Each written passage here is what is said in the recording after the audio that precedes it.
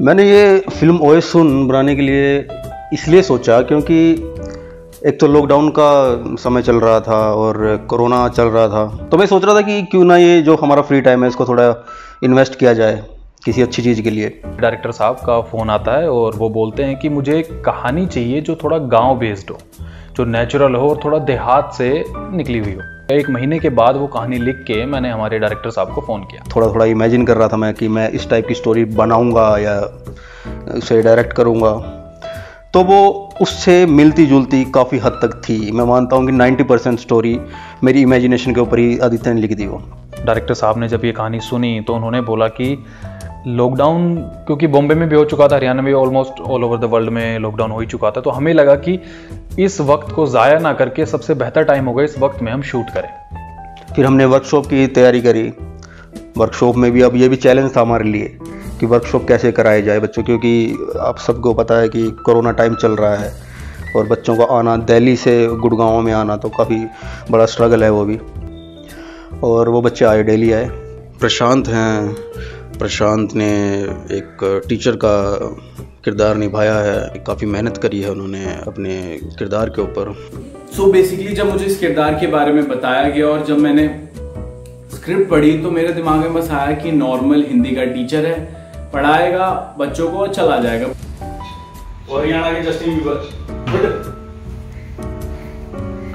क्या कर रहे हैं नीचे। जब हमने वर्कशॉप करना स्टार्ट किया, जिस हिसाब से हमारे डायरेक्टर सर अनूप और राइटर साहब आदित्य सर ने इस पे मेहनत करी, मैंने जब स्टार्ट किया करना तो मैं बस नॉर्मल कर रहा था, वर्कशॉप में भी कर रहा था और चला जा रहा था बस। तो उसी में हमारे डायरेक्टर बोलते यार मज़ा नहीं आ रहा, तो मैंने कहा यार मैं क्या करूं। मैं भी टेंस्ड हो गया कि यार मुझे लगा था नॉर्मल कैरेक्टर है और मैं कर रहा हूँ, मेरे डायरेक्टर कह रहे हैं कि यार मज़ा नहीं आ रहा। तो फिर उन्होंने कहा प्रशांत आप वॉक चेंज कर दो इसमें। मैंने कहा ओके, तो मैंने कुछ 10 से 20 वॉक करके दिखाई होगी। मेहनत उस किरदार पे कराई जाती है जो एक अपने आप को छोड़कर दूसरे किरदार में जा रहा है, तो उस पे मेहनत होती है। तो प्रशांत ने काफ़ी अच्छा किया है, अपने आप को छोड़कर एक अलग किरदार में जाना, उसकी बोलने का तरीका, उसका चलने का तरीका मतलब बिल्कुल ही अलग था वो। तो काफ़ी अच्छा किया है प्रशांत ने। फिल्म के लिए, ओए सुन के लिए जितने भी हमने किरदार लिखे थे, चाहे वो टीचर हो, चाहे दोनों बच्चे हों, चाहे वो पिता हो, वो सभी बेहतरीन थे मेरे हिसाब से। उन सभी ने बड़ा अच्छा काम किया, लेकिन सबसे अच्छी चीज़ मुझे जो लगी ना, टीचर वाली। वो टीचर जो हमने सोचा था वो मैंने वैसा नहीं लिखा था, लेकिन वर्कशॉप के अंदर हमारे डायरेक्टर साहब ने उसको जिस तरीके से पलटा, उसका सब कुछ मतलब ऐसा बना दिया कि उसे सेट पे इमेजिन करना कि ये वही किरदार है जो मैंने लिखा था, नामुमकिन था।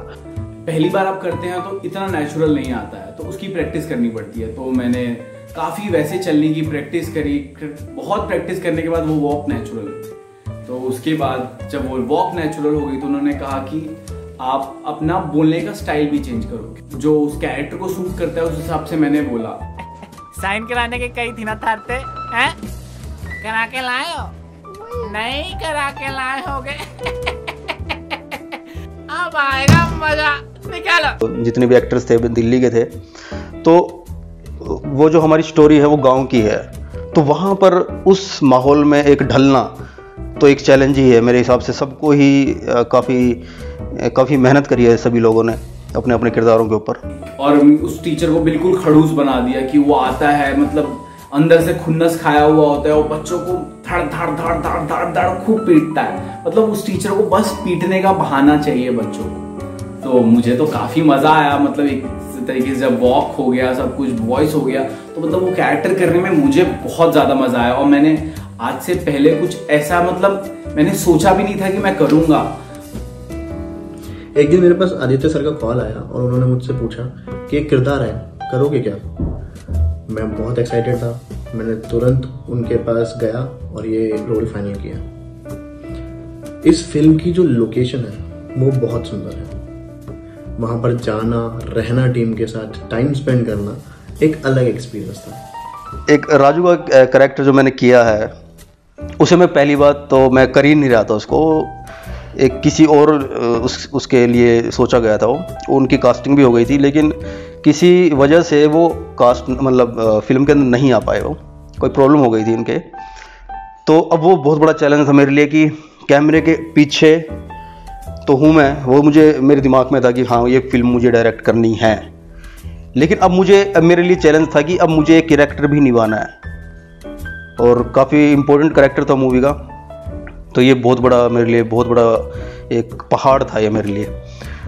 मैं 4 दिन उसी कैरेक्टर में रहा और वो जो कैरेक्टर के कपड़े थे, जो गांव में जो किसान कुर्ता पजामा पहनते हैं उस टाइप का, तो उसी नहीं कपड़ों में रहा मैं। और जो उनका काम होता है किसानों का, जहाँ ऐसे खेतों में दवाई देनी या भैंसों का चारा बनाना, कुछ भी जो गांव के काम करते हैं लोग, तो वो मैंने काम किया ताकि मेरे को शूट के टाइम पे आकर मुझे ये ना लगे कि यार ये मैंने नहीं किया, मतलब कैमरे के सामने ऐसे ना दिखे कि एक थोड़ा गलत हो रहा है।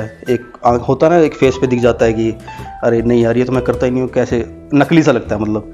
तो वो नहीं चाहता था कि मैं जो करूँ वो नकली लगे, तो ऐसे ही वो कैरेक्टर किया मैंने, 3-4 दिन में तैयार किया। I loved the experience while I was in Rewari, Haryana.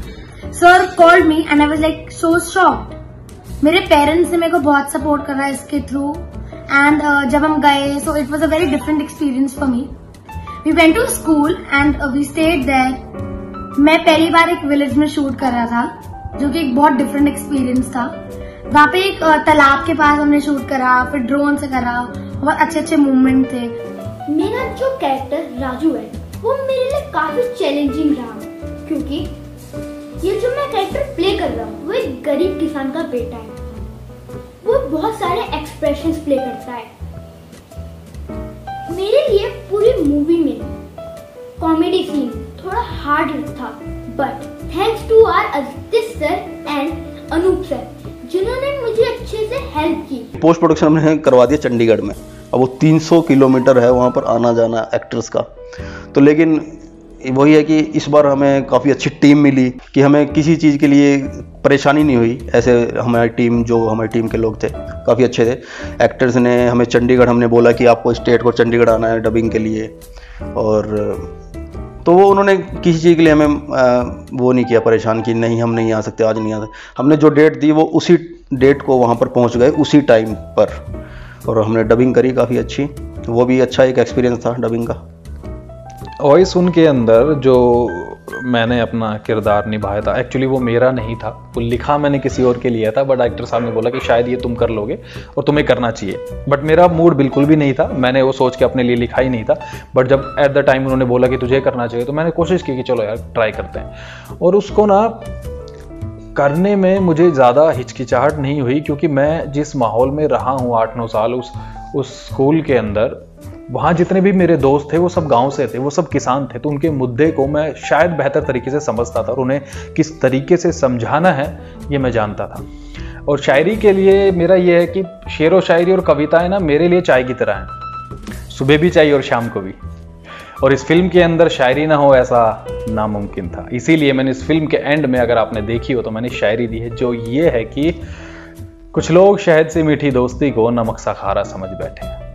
कुछ लोग शहद सी मीठी दोस्ती को नमक सा खारा समझ बैठे हैं, चंद पैसे क्या कमाई शहरों में दोस्ती को भुला बैठे हैं। इसमें हमने दोस्ती भी दिखा दी, किसान मुद्दा भी दिखा दिया, बिछड़ना मिलना सब कुछ दिखा दिया। तो एक फैमिली पैकेज हमने दिया है अपने हिसाब से, जैसे हमारा एक्सपीरियंस है, अभी हम नए हैं अभी, तो आगे जाके हम काफ़ी अच्छा और अच्छा करेंगे। ओए सुन, ओए सुन, ओए सुन, ओए सुन, ओए सुन।